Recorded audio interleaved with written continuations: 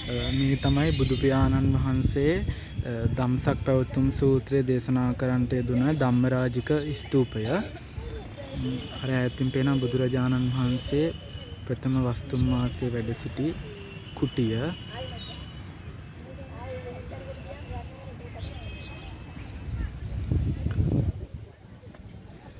ඈතින් පේන්නේ ධම්මික ස්තූපය. මේ ස්ථානයේ තමයි වප්පබද්දි මහානාම අස්සජී කියන ස්වාමීන් වහන්සේලාට බුදු පියාණන් වහන්සේ ධර්මයේ දේශනා කරලා තියෙනවා.